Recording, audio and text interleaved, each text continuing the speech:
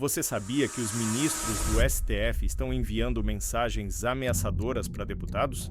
Isso mesmo. A situação no Brasil está tão alarmante que a esquerda parece estar cada vez mais desesperada para manter seu poder.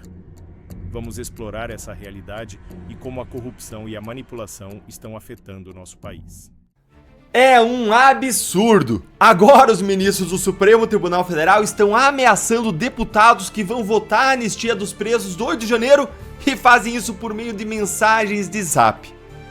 O Supremo Tribunal Federal parece estar cada vez mais preocupado com o fato de que a anistia aos presos do 8 de janeiro vai mesmo passar na Câmara dos Deputados e desde a semana passada eles estão intensificando seus esforços para fazer de tudo para barrar a anistia. Eu publiquei ontem aqui no canal um vídeo mostrando como que a anistia vai passar aí com mais de 300 votos, algo que até a própria Globo News admitiu. Eu vou deixar esse vídeo aqui para vocês na tela, no final, e também na descrição para você assistir depois. Mas eis que, hoje pela manhã, a Zapiela Lima... A Daniela Lima, eu me confundi, Daniela, não Zapiela. Ela foi ao vivo na Globo News dizer que os ministros do STF agora passaram a mandar mensagens ameaçadoras aos deputados com provocações contra a anistia. Assiste aqui comigo a esse absurdo e depois eu vou mostrar para vocês como que os ministros ultrapassaram os limites da lei ao fazer isso aqui. Acompanha aí, ó. E aí eu recebi mensagens, né, de integrantes do Supremo Tribunal Federal que foram encaminhadas também a parlamentares com os quais eles conversam, e a pergunta era essa aí, Leilane, que você está vendo. Ou seja, o Congresso quer pena de 12 anos para receptação, pena de 12 anos para roubo e anistia para golpista. Pegou um celular, 12 anos de cadeia. Tentou acabar, destruir, destituir o governo legitimamente eleito, prever fechamento de poderes e ganhar anistia. Pede por intervenção militar, pede por ocupação de militares no poder civil, fechamento de Tribunal Superior Eleitoral e ganha anistia, rouba um celular, 12 anos. Compra um celular roubado, 12 anos. Essa provocação está sendo feita num momento em que legitimamente se discute uma pena de 14 anos para alguém que depredou patrimônio público tombado pela Unesco, né? Patrimônio público tombado e avaliado em 2 milhões de reais, que ocupou, esteve nas manifestações pedindo, sim, por um golpe de Estado, que participou de caravana golpista, com pregação golpista, abertamente golpista, até Brasília, viu a depredação, viu a violência, dela se utilizou, inclusive, para fazer um gesto que, digamos, ganhou notoriedade. Essa discussão ela está acontecendo e ela vai continuar acontecendo, mas os ministros decidiram entrar e eu acho que trazer esse bastidor é válido, propondo uma reflexão, que é essa, ou seja, comprou um celular roubado, 12 anos de cana. Tentou derrubar o governo por meio da força, depredação, violência, grave ameaça e pedido de intervenção militar num país que vive aí 40 anos de democracia, se tanto anistiado, ok, não estou entendendo. Foi a provocação lançada pelos ministros do Supremo à cúpula do Congresso Nacional, que eu abro aqui para vocês e coloco na roda para a gente discutir. Bom, para começar, gente, é mais um absurdo, né? Porque todo dia é um absurdo diferente saindo da boca da jornaleira. Olha, ninguém quer anistia para golpista. Sabe por quê? Porque os réus do 8 de janeiro não tinham condições nenhuma de dar um golpe. Então eles não são golpistas, ponto. Vocês do jornalismo militante vivem repetindo isso de golpista apenas para reforçar a narrativa. Até porque a STF precisa do 8 de janeiro, que seja visto como uma tentativa de golpe, para poder condenar o Bolsonaro nessa farsa jurídica. Aliás, logo que aconteceu o 8 de janeiro, o jornalismo militante chamava os manifestantes e vândalos do 8 de janeiro de terroristas, né? Muito embora as ações do 8 de janeiro passem longe de configurar um crime de terrorismo. E agora é golpista. Se você concorda comigo, você que está aqui, curte o vídeo para que a voz da nossa indignação chegue cada vez mais longe e venha aqui comigo fazer a seguinte reflexão. Não é errado nem é proibido que o ministro do STF fale com parlamentares e ofereça uma ponderação, uma reflexão a respeito do debate público, do debate legislativo, porque ministros do STF, assim como qualquer outra pessoa, têm opiniões próprias e também são cidadãos. A partir de que momento que isso que ela descreveu se torna muito errado? A partir do momento em que 3 coisas acontecem simultaneamente. Primeiro, os ministros são todo dia na imprensa mandando recados pelas suas porta-vozes para os parlamentares. Todos esses recados em tons ameaçadores.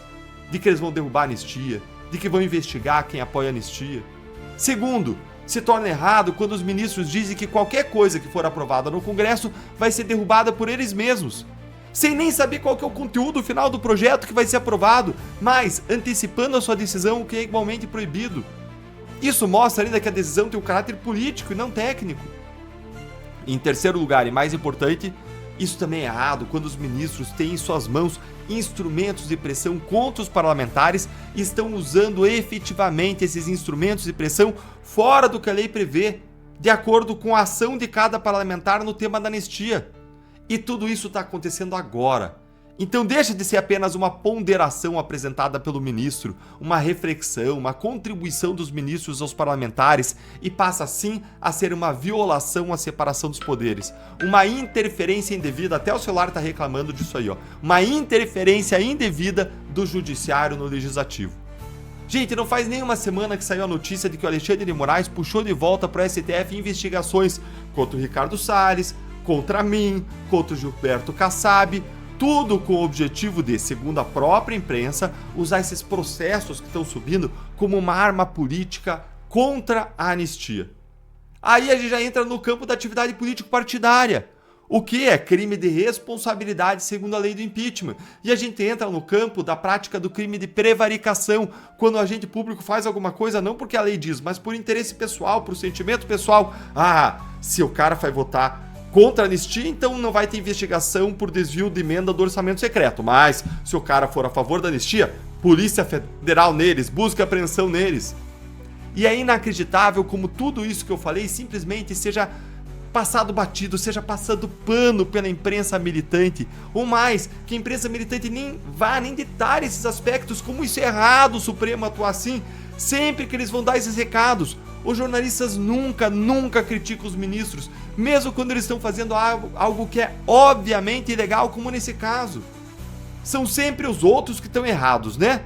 E as opiniões desses jornalistas são sempre a mesma coisa sobre os ministros do STF. Os ministros estão sempre certos, as opiniões são sempre coincidentes com as dos ministros. Mas me diga aqui se você concorda que esse desespero que a gente está vendo dos ministros do STF é um sinal de que eles estão muito preocupados, porque a anistia vai mesmo passar. Se eles estivessem despreocupados, relaxados, se não tivesse risco da anistia passar, eles não iam fazer nada disso. Então, quanto mais chilique os ministros derem na imprensa, mais perto a gente vai estar na anistia, e mais feliz a gente tem que ficar, e mais determinado, e mais a gente tem que manter a nossa pressão. Como aconteceu quando isso livrou a Débora de uma prisão em cela para uma prisão domiciliar. Não resolveu todo o problema, mas mostra como a pressão sim ajuda. E não para por aí. O mensaleiro José Dirceu fez uma confissão chocante, afirmando que os corruptos estão de volta ao poder e não tem mais vergonha de seus atos. Ele se orgulha de ser um mensaleiro, um símbolo da corrupção que assola o Brasil. O que é mais revoltante é que ele e outros criminosos estão sendo aplaudidos dentro do PT, enquanto a grande imprensa faz vista grossa. O STF, que deveria ser o guardião da justiça, se tornou o grande guardião da impunidade. Essa inversão de valores é um reflexo da corrupção moral que permeia a nossa sociedade. Será que essa é a primeira vez na vida em que José Dirceu falou a verdade? O mensaleiro ele fez uma confissão horripilante, é de deixar de cabelo em pé. A situação do Brasil hoje é absurda, é tão insana que nós temos alguns dos maiores criminosos corruptos da história do país, não apenas soltos, não apenas de volta ao poder, mas falando abertamente sobre como eles são criminosos, sobre como eles são corruptos, como eles não ligam para isso e como eles estão no poder, vão continuar no poder, e você que está aí nos assistindo vai ter que aceitar tudo calado, sem falar um ai. E pior, vai ter que continuar trabalhando para pagar seus impostos que sustentam toda essa corja. os mesmos impostos que eles desviam depois para enriquecer ou para perpetuar o seu poder. Eles não têm mais vergonha, eles não têm mais pudor, eles não têm mais medo, eles não têm mais receio de qualquer reação da sociedade. Eles sabem que já está tudo dominado, que a grande imprensa está do lado deles, que o STF está em lua de mel com o governo Lula e não vai punir nenhum deles, pelo contrário, vai garantir a sua impunidade, e eles hoje falam tudo isso abertamente. O STF, do grande guardião dos direitos das pessoas, virou o grande guardião da impunidade dos corruptos do Brasil. Assiste aqui comigo esse vídeo inacreditável do José Dirceu confessando tudo isso. Dá play aí, por favor, produção.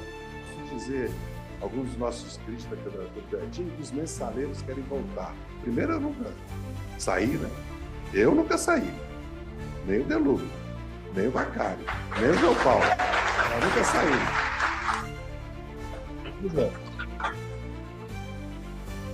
Você sabe qual foi o contexto dessa fala do Dirceu? Foi durante uma reunião interna do PT em que os petistas discutiam o futuro do comando da sigla, que agora vai ter eleições para decidir quem que vai ser o próximo presidente do PT, depois que a Gleisi Hoffmann virou ministra das Relações Institucionais de Lula. E ele fala com todas as letras e sem constrangimento: nós, mensaleiros, nunca saímos. Essa pessoa é alguém que foi preso e condenado no mensalão, um esquema de suborno de parlamentares que foi multimilionário, passou de 100 milhões de reais a movimentação, em que o governo Lula corrompeu a democracia ao comprar os votos dos parlamentares, ao comprar apoio ao governo com propinas, comprava voto, mudava a votação, os destinos do país com base em empacamento de dinheiro, corrupção. E depois, como se fosse pouco, depois de ele ter saído com o indulto de Natal dado pela companheira Dilma, aí o Dirceu se envolveu em um novo esquema de corrupção e ele foi preso mais 2 vezes pelo Petrolão, sendo condenado a mais de 40 anos de prisão na Lava Jato. É alguém que viveu uma vida dedicada ao crime e à corrupção, segundo as condenações do Mensalão e as acusações e condenações da Lava Jato. As da Lava Jato que depois foram todas anuladas pelo STF, dando a ele a condição de inocente. Em primeiro lugar, você consegue imaginar como deve ser o caráter de alguém que se identifica com orgulho como mensaleiro? Ou melhor, a falta de caráter, né? Porque para alguém ter orgulho de ser conhecido como mensaleiro, ou seja, como corrupto, só pode ser alguém sem caráter algum. Só pode ser alguém sem nenhum tipo de bússola moral, de valores, princípios, alguém preocupado apenas com poder, com dinheiro e mais poder e mais dinheiro. Como o próprio Dirceu disse uma vez sobre os métodos do PT: nós vamos tomar o poder, o que é diferente de ganhar as eleições.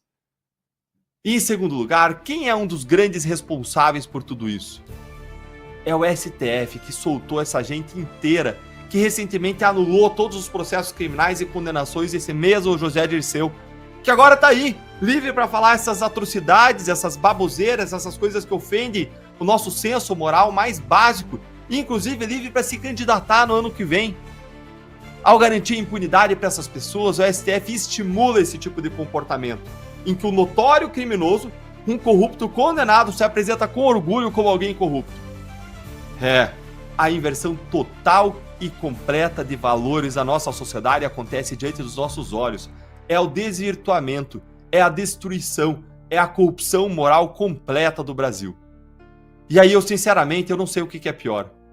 Se é o Dirceu falar isso dessa forma, ou ver todas as pessoas ao redor batendo palmas, concordando, celebrando, glorificando o que ele falou. Esse é o PT. É um partido que nunca se envergonhou de manter os seus quadros criminosos condenados, que o partido sempre celebrou e protegeu como guerreiros do povo brasileiro, mas que são, na verdade, guerreiros da injustiça, guerreiros da corrupção. Até quando a gente vai ter que sofrer a indignidade de ter gente dessa equipe nos governando, decidindo o nosso futuro, decidindo os rumos da nossa nação e sendo mau exemplo para os nossos filhos? Até quando? Quando a gente vai nos ver livres dessa iniquidade? E para completar, a narrativa contra Bolsonaro está caindo por terra. A PGR pediu o arquivamento do caso do cartão de vacinas, reconhecendo que não há provas contra ele, mas a imprensa, em sua ânsia de deslegitimar Bolsonaro, tenta criar uma nova narrativa, afirmando que a tese da perseguição política morreu. Isso é uma tentativa clara de manipulação. pois o arquivamento só reforça a ideia de que tudo não passou de uma grande pescaria probatória. A verdade é que a perseguição continua e a esquerda está desesperada para manter seu domínio. A PGR pediu o arquivamento do caso do cartão de vacinas contra Bolsonaro e Alexandre de Moraes concordou. Com isso, caiu mais uma narrativa contra Bolsonaro. Mas a imprensa logo criou outra narrativa. E é uma narrativa muito perigosa. Um dia, gente, só um dia, depois da primeira turma do STF transformar Bolsonaro em réu pelo caso do golpe, o PGR Paulo Gonet apresentou um pedido de arquivamento da investigação sobre as fraudes dos cartões de vacinação do Bolsonaro. A mesma investigação pela qual a Polícia Federal havia indiciado o Bolsonaro pelos crimes de associação criminosa e inserção de dados falsos de vacinação no sistema do Ministério da Saúde. Pedir o arquivamento de uma investigação é pedir o encerramento da investigação. Arquivar é encerrar. E por que o PGR pediu o encerramento do caso? Porque a PGR entendeu que não existem provas de que Bolsonaro cometeu qualquer crime, ou seja, não existe nada que incrimine Bolsonaro além das palavras do delator Mauro Cid. E aí o que a grande imprensa vai e faz? Em vez de reconhecer que essa investigação foi realmente problemática, cheia de ilegalidades, e que isso só reforça as alegações de Bolsonaro de que ele está sendo perseguido politicamente pelo Supremo, a imprensa vai lá e tem a capacidade de fazer o contrário. Eles dizem que acabou de morrer a tese da perseguição do Bolsonaro. Gente, presta atenção aqui para você entender a canalice que eles fazem e, para ser bondoso, uma parte deles pode ser ignorante e mal informada. Mas a grande parte é de esquerda mesmo, odeia Bolsonaro, quer matar ele politicamente.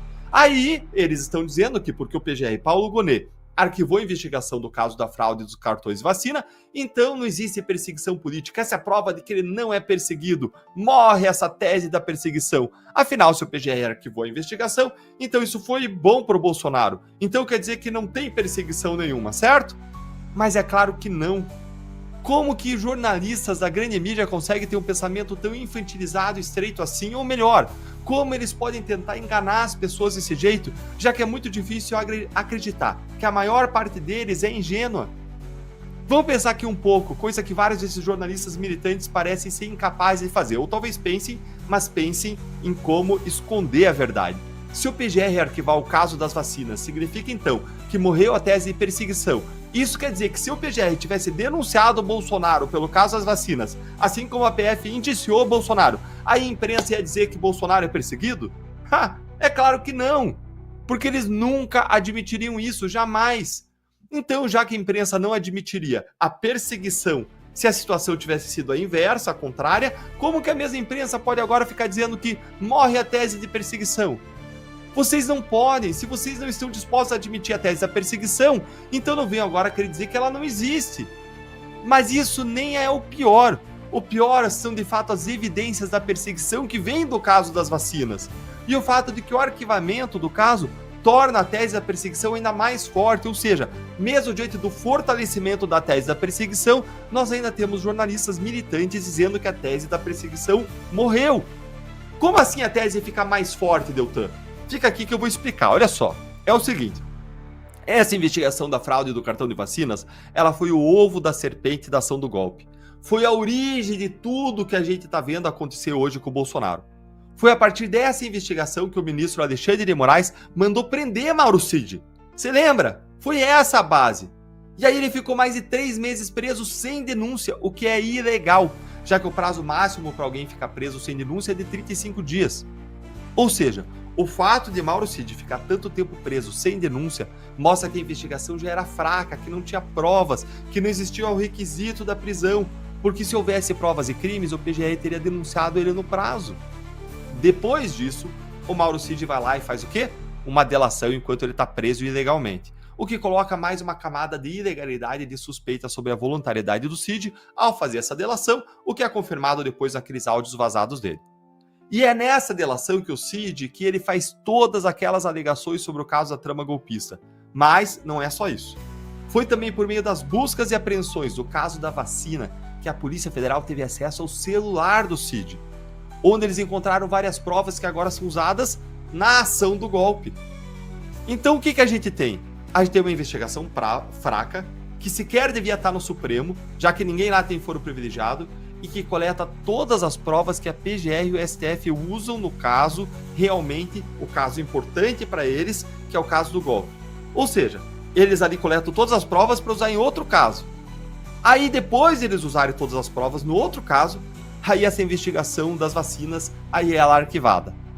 Esse arquivamento por falta de provas, ele mostra que a investigação sempre foi frágil desde o começo, que não se sustentava, mostrando que não havia os requisitos também para as medidas cautelares que foram determinadas por Moraes, como a busca e apreensão e a prisão preventiva do Cid. Com tudo isso em dúvida, qual é a hipótese que surge? Qual é a hipótese que se torna mais forte? Você consegue entender? O que surge aí? O que vem? O que desponta? O que isso tudo mostra? É a hipótese de que tudo foi uma grande fishing expedition. Tudo foi uma grande pescaria probatória para se chegar em Mauro Cid, a pessoa mais próxima de Bolsonaro, para conseguir ali todas as provas que fossem possíveis dele e do seu celular, para deixar ele preso o tempo suficiente para quebrar ele, a ponto dele fazer uma delação e aí chegarmos ao ponto em que nós estamos hoje, com o Bolsonaro e seus aliados todos réus do STF. Ou seja, ao contrário do que disse a imprensa militante, a tese da perseguição fica mais forte, não mais fraca.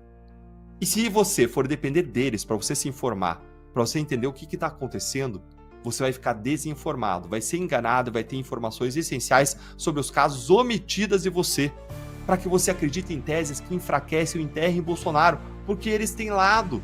Você lembra da comemoração na redação da Globo quando Lula ganhou? Como acreditar numa imparcialidade jornalística como essa? Se deu para entender o que eles fizeram? E tanto a tese da perseguição ficou mais forte que a defesa de Bolsonaro já se prepara para utilizar esse arquivamento para alegar justamente tudo isso que eu falei, que foi tudo uma grande fishing expedition, o que é algo ilegal e proibido pelo Supremo. E com isso tentar anular a delação do Cid, já que a PGR e o STF estão dizendo, elas estão fazendo algo que é contraditório, algo que é esquizofrênico. Porque no caso do cartão de vacinas, eles disseram que a delação do Mauro Cid não tem base, não tem fundamento. Não tem prova de corroboração, não tem nada. Mas aí no caso do golpe, não, aí a delação do Cid é ótima, perfeita, maravilhosa, cheia de provas. Só que esse cherry picking, como eles falam em inglês, essa escolha do que onde eu quero, onde eu não quero, esse uso da delação do Mauro Cid conforme a conveniência, só comprova tudo que Bolsonaro e a defesa dele têm dito esse tempo todo, que é assim, uma perseguição política em curso. A Gazeta do Povo fez uma excelente matéria, aliás, mostrando que os argumentos usados para arquivar o caso das vacinas se aplicariam para o caso do golpe. Afinal, em nenhum dos dois houve ordens diretas do Bolsonaro. Então vamos deixar para você o link da matéria aqui na descrição, aqui no vídeo, para você ler depois e para você ter acesso. Se você não ficar dependendo do que a grande imprensa te desinforma, aproveita a promoção da Gazeta e assina a Gazeta pelo link que a gente também vai deixar para você na descrição do vídeo. Você concorda comigo que a tese da perseguição ficou mais forte e que usaram o caso das vacinas, que era fraquíssimo, para fazer uma pescaria probatória? Se você concorda que a esquerda está prejudicando o Brasil e quer ficar por dentro de tudo o que acontece, inscreva-se no canal, curta o vídeo e ative o sininho para não perder nenhuma novidade. Juntos, vamos lutar por um Brasil melhor.